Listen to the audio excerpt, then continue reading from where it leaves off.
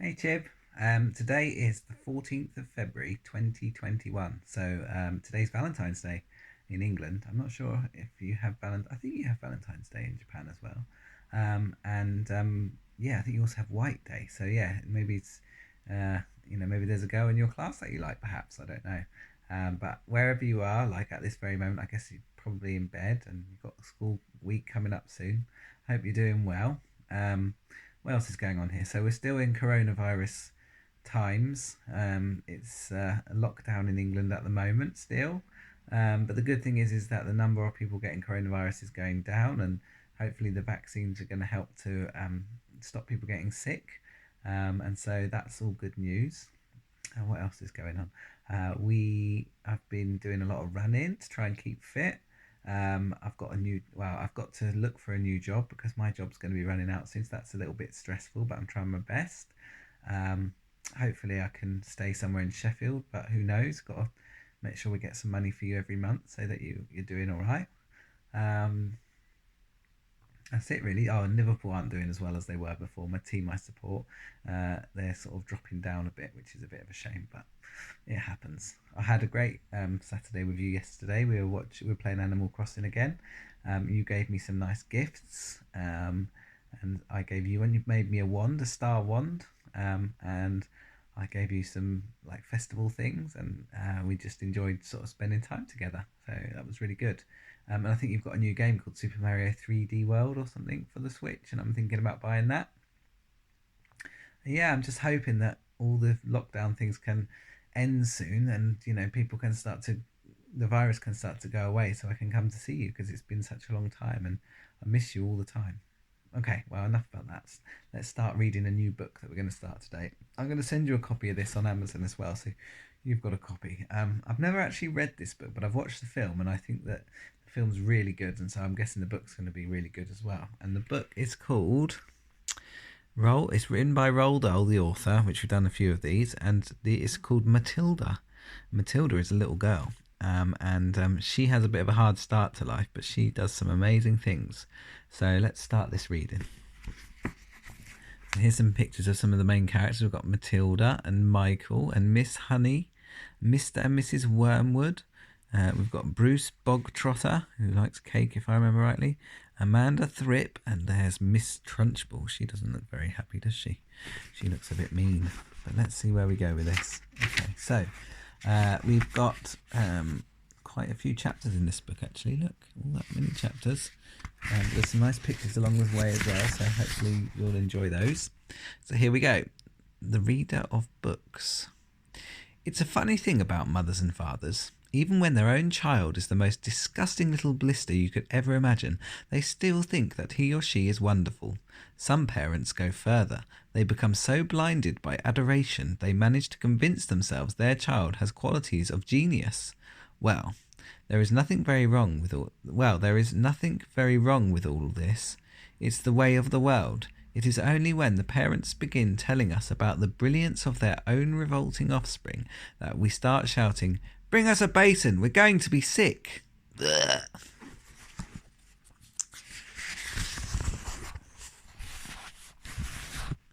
So, school teachers suffer a good deal from having to listen to this sort of twaddle from proud parents, but they usually get their own back when the time comes to write the end of term reports. If I were a teacher, I would cook up some real scorchers for the children of doting parents. Your son Maximilian, I would write, is a total washout. I hope you have a family business you can push him into when he leaves school, because he sure as heck won't get a job anywhere else. Or, if I were feeling lyrical that day, I might write, "It is a curious truth that grasshoppers have their hearing organs in the sides of the abdomen. Your daughter Vanessa, judging by what she's learnt this term, has no hearing organs at all. She doesn't listen," is what they're saying. I might even delve deeper into natural history and say, the periodical cicada spent 6 years as a grub underground and no more than 6 days as a free creature of sunlight and air. Your son Wilfred has spent 6 years as a grub in this school, and we are still waiting for him to emerge from the chrysalis. A particularly poisonous little girl might sting me into saying, Fiona has the same glacial beauty as an iceberg, but unlike the iceberg, she has absolutely nothing below the surface. I think I might enjoy writing end-of-term reports for the stinkers in my class, but enough of that, we have to get on.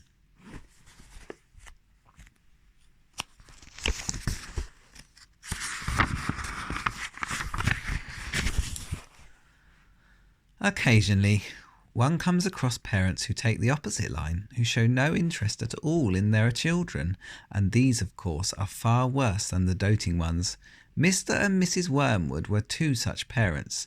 They had a son called Michael and a daughter called Matilda, and the parents looked upon Matilda in a particular way as nothing more than a scab.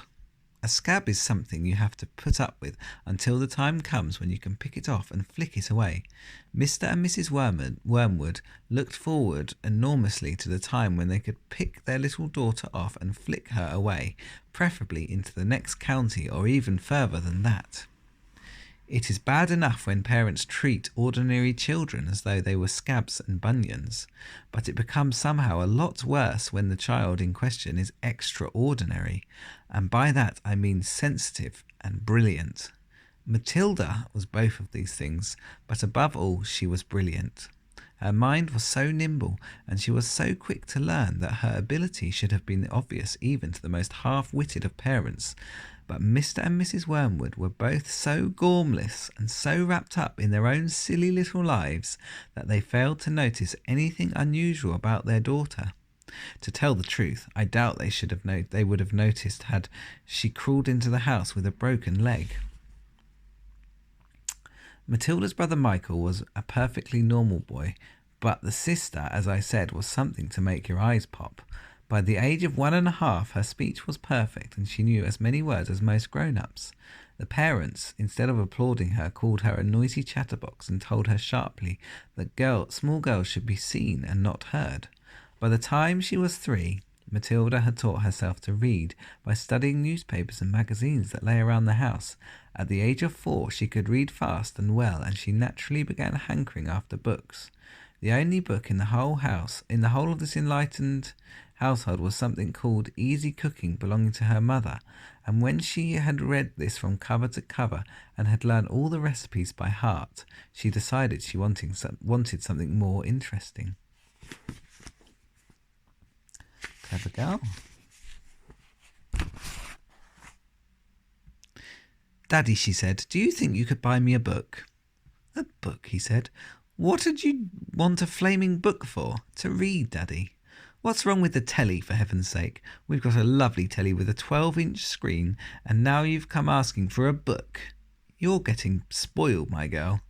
Nearly every weekend after Matilda was left alone in her house, her brother, 5 years older than her, went to school. Her father went to work, and her mother went out playing bingo in a town 8 miles away. Mrs. Wormwood was hooked on bingo and played it 5 afternoons a week. On the afternoon of the day when her father had refused to buy her a book, Matilda set out all by herself to walk to the public library in the village. When she arrived, she introduced herself to the librarian, Mrs. Phelps. She asked if she might sit a while and read a book. Mrs. Phelps, slightly taken back at the arrival of such a tiny girl unaccompanied by a parent, nevertheless told her she was very welcome. Where are the children's books, please? Matilda asked. They're over there on the lower shelves, Mrs. Phelps told her. Would you like me to help you find a nice one with lots of pictures in it? No, thank you, Matilda said. I'm sure I can manage. From then on, every afternoon, as soon as her mother had left for bingo, Matilda would toddle down to the library.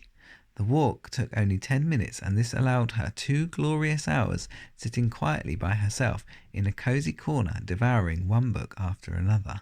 When she had read every single children's book in the place, she started wandering round in search of something else. Mrs. Phelps, who had been watching her fascination for the past few weeks, now got up from her desk and went over to her. Can I help you, Matilda? She asked. I'm wondering what to read next, Matilda said. I've finished all the children's books. You mean you've looked at all the pictures? Yes, but I've read the books as well. Mrs. Phelps looked down at Matilda from her great height, and Matilda looked right back up at her. I thought some were very poor, Matilda said, but others were lovely. I liked The Secret Garden best of all. It was full of mystery.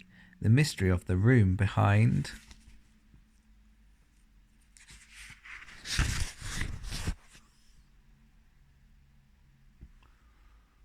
the closed door, and the mystery of the garden behind the big wall. Mrs. Phelps was stunned. Exactly how old are you, Matilda? She asked. 4 years and 3 months, Matilda said. Mrs. Phelps was more stunned than ever, but she had the sense not to show it. What sort of book would you like to read next? She asked. Matilda said, I would like a really good one that grown-ups read, a famous one. I don't know any names. Mrs. Phelps looked along the shelves, taking her time. She didn't quite know what to bring out. How, she asked herself, does one choose a famous grown-up book for a 4-year-old girl? Her first thought was to pick up a young teenager's romance of the kind that is written for 15-year-old schoolgirls, but for some reason she found herself instinctively walking past that particular shelf. Try this, she said at last. It's very famous and very good. If it's too long for you, just let me know and I'll find something shorter and a bit easier. Great Expectations, Matilda read, by Charles Dickens. I'd love to try it.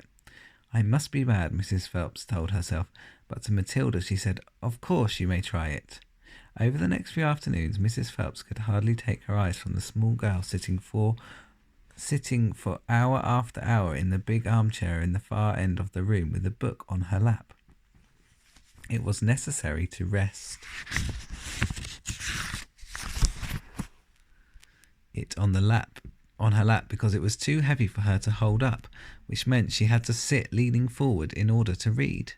And a strange sight it was, this tiny dark-haired person sitting there and her feet nowhere near touching the floor, totally absorbed. There we go, look.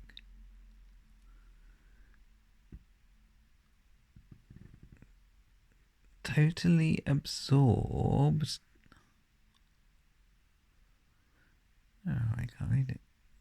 Totally absorbed in the wonderful adventures of Pip and old Miss Havisham and her cobwebbed house, and by the spell of magic that Dickens, the great storyteller, had woven with his words. The only movement from the reader was the lifting of her hand every now and then to turn over a page. And Mrs. Phelps always felt sad when the time came for her to cross the floor and say, It's 5:10, Matilda. During the first week of Matilda's visit, Mrs. Phelps had said to her, Does your mother walk you down here every day and take you home? My mother goes to Aylesbury every afternoon to play bingo, Matilda had said. She doesn't know I come here. But that's surely not right, Mrs. Phelps said. I think you'd better ask her. I'd rather not, Matilda said. She doesn't encourage reading books, nor does my father. But what do they expect you to do every afternoon in an empty house? Just mooch around and watch telly. I see. She doesn't really care what I do, Matilda said a little sadly. Mrs. Phelps was concerned about the child's safety on the walk through the fairly busy village high street and crossing the road, but she decided not to interfere. Within a week, Matilda had finished Great Expectations, which in that edition contained 411 pages. I loved it, she said to Mrs. Phelps. Has Mr. Dickens written any others? A great number, said the astounded Mrs. Phelps. Shall I choose you another?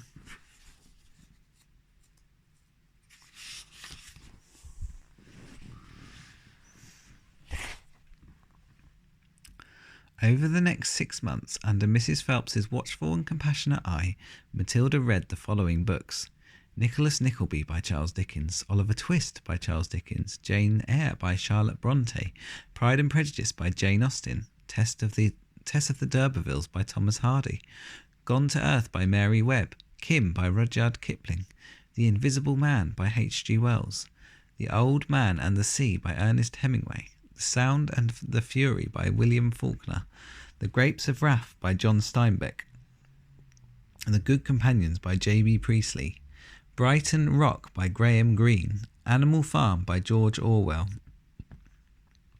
It was a formidable list, and now Mrs. Phelps was filled with wonder and excitement, but it was probably a good thing that she did not allow herself to get completely carried away by it all. Almost anyone else witnessing the achievements of this small child would have been tempted to make a great fuss and shout the news all over village and beyond, but not so Mrs. Phelps. She was someone who minded her own business and had long since discovered it was seldom worthwhile to interfere with other people's children. Mr. Hemingway says a lot of things I don't understand, Matilda said to her, especially about men and women, but I loved it all the same. The way he tells it, I feel I am right there on the spot watching it all happen. A fine writer will always make you feel that, Mrs. Phelps said, and don't worry about the bits you can't understand. Sit back and allow the words to wash around you like music. I will. Did you know, Mrs. Phelps said, that public libraries like this allow you to borrow books and take them home? I didn't know that, Matilda said. Could I do it? Of course, Mrs. Phelps said. When you have chosen the book you want, bring it to me and I can make a note of it, and it's yours for 2 weeks. You can take more than one if you wish.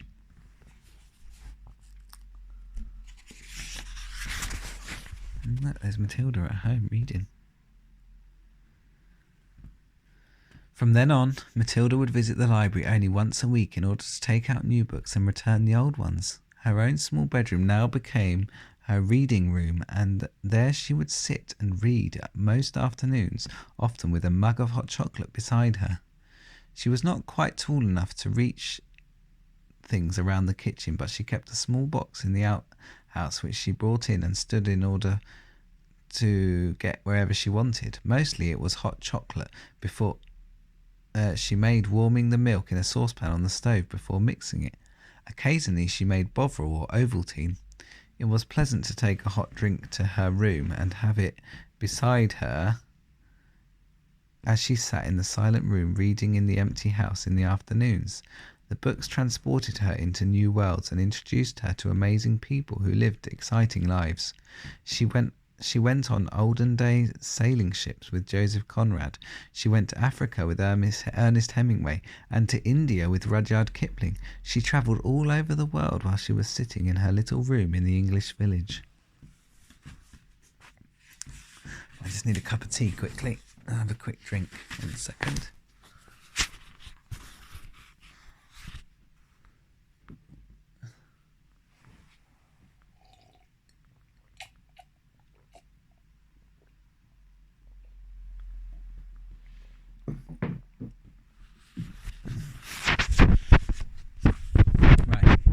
The next chapter is called Mr. Wormwood, the Great Car Dealer.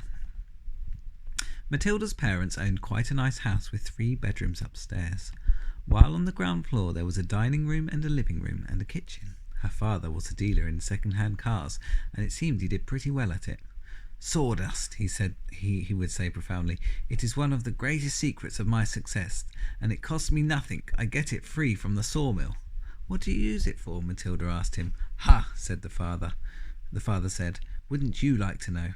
I don't see how sawdust can help you to sell second-hand cars, Daddy. That's because you're an ignorant little twit, the father said. His speech was never very delicate, but Matilda was used to it. She also knew that he liked to boast, and she would egg him on shamelessly. You must be very clever to find a use for something that costs nothing, she said. I wish I could do it. You couldn't, the father said. You're too stupid. But I don't mind telling young Mike here about it, seeing he'll be joining me in the business one day. Ignoring Matilda, he turned to his son and said, I'm always glad to buy a car when some fool has been crushing the gears so badly they're all worn out and rattle like mad. I get it cheap. Then all I do is mix a lot of sawdust with the oil in the gearbox and it runs as sweet as a nut. How long will it run like that before it begins rattling again? Matilda asked. Long enough for the buyer to get a good distance away, the father said, grinning. About 100 miles. But that's dishonest, Daddy, Matilda said. It's cheating. No one ever got rich being honest, the father said. Customers are there to be diddled. Mr. Wormwood was a small, ratty-looking man whose front teeth stuck out underneath a thin, ratty moustache. He liked to wear jackets with large, brightly coloured checks, and he sported ties that were usually yellow or pale green. Now take mileage, for instance, he went on. Anyone who's buying a second-hand car, the first thing he wants to know is how many miles it's done, right? Right, the son said. So I buy an old dump that's got about 150,000 miles on the clock. I get it cheap.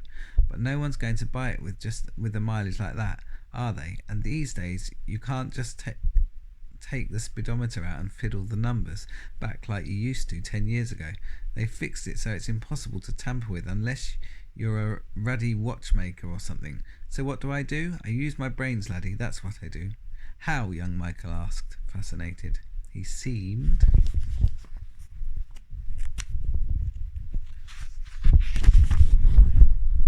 to have inherited his father's level of crookery. I sit down and I say to myself, how can I convert a mileage reading of 150,000 into only 10,000 without taking the speedometer to pieces? Well, if I were to run the car backwards for long enough, then obviously that would do it. The numbers would click backwards, wouldn't they? But who's going to drive a flaming car in reverse for for thousands and thousands of miles? You couldn't do it. Of course you couldn't, young Michael said. So I scratch my head, the father said. I use my brains. When you've been given a fine brain like I have, you've got to use it. And all of a sudden, the answer hits me. I tell you, I felt exactly like that other brilliant fellow must have felt when he discovered penicillin. Eureka, I cried, I've got it. What did you do, Dad? The son asked. The speedometer, Mr. Wormwood said, is run off a cable that is coupled to one of the front wheels. So first, I disconnect the cable where it joins the front wheels. Next, I get one of these high-speed electric drills and I couple that up to the end of the cable in such a way that the drill turns the cable backwards. You got me so far? You follow me? Yes, Daddy, young Michael said. These drills run a tremendous speed, the father said. So when I switch on the drill, the mileage numbers on the speedo spin backwards at a fantastic rate. I can knock 50,000 miles off the clock in a few minutes with my high-speed electric drill. And by the time I've finished, the car's only done 10,000 miles and it's ready for sale. She's almost new, I say to customers. She's hardly done 10,000. Belonged to an old lady who used her only once a week for shopping. Can you really turn the mileage back with an electric drill? Young Michael asked. I'm telling you trade secrets, the father said, so don't you go talking about this to anyone else. You don't want me put in jug, do you? I won't tell a soul, the boy said. Do you do this to many cars, Dad? Every single car that comes through my hands gets the treatment, the father said. They all have their mileage cut under 10,000 before they are offered for sale. And to think I invented that all by myself, he added proudly. It's made me a mint. Matilda, who had been listening closely, said, But Daddy, that's even more dishonest than the sawdust. It's disgusting. You're cheating people who trust you. If you don't like it, then don't eat the food in this house, the father said. It's bought with the profits. It's dirty money, Matilda said. I hate it. 2 red spots appear on the father's cheek. Who the heck do you think you are? He shouted. The Archbishop of Canterbury or something, preaching to me about honesty. You're just an ignorant little squirt who hasn't the foggiest idea what you're talking about. Quite right, Harry, the mother said, and to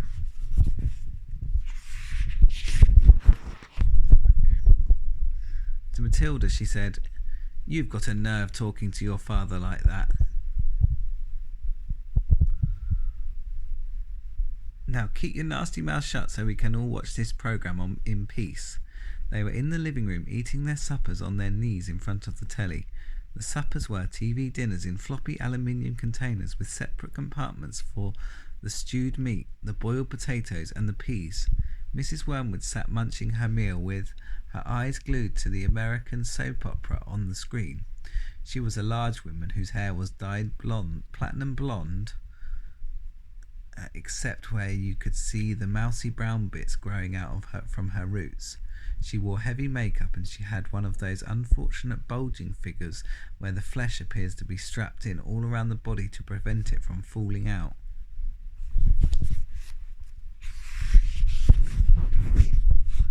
Mummy, Matilda said, would you mind if I ate my supper in the dining room so I could read my book?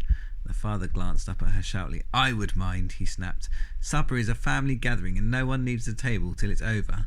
But we're not at the table, Matilda said. We never are. We're always eating off our knees and watching the telly.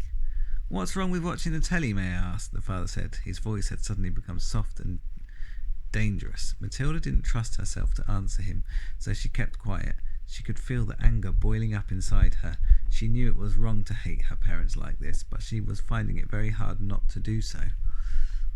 All the reading she had done had given her a view of life that they had never seen.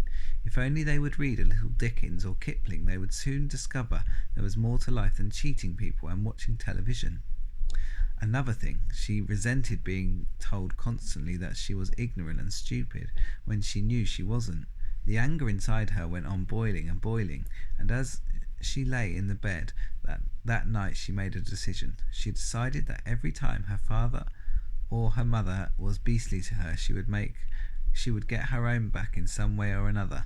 A small victory or two would help her to tolerate their idiocies and would stop her from going crazy. You must remember that she was still hardly 5 years old, and it is not easy for somebody as small as that to score points against an all-powerful grown-up. Even so, she was determined to have a go. Her father, after what had happened in front of the telly that evening, was first on the list. I think she's going to get them back. Right, that's a good place to stop, but this next chapter is called The Hat and the Super Glue. That gives it away. Right, I hope you like that. We're gonna keep reading it. I'll send you the book. It's not easy, but hang in there. It's a really nice story. What did I have to say? I don't know if I said this before in a video, but you've now got a Switch, and so it's been nice these last few weeks playing Switch with you and coming to your island. I know I said a little bit at the start. So yeah, that's good. Right. Well, I love you lots. I wish I could see you again soon. Yeah, keep smiling. You're a great little boy, and I love you very, very, very, very much. Okay, bye.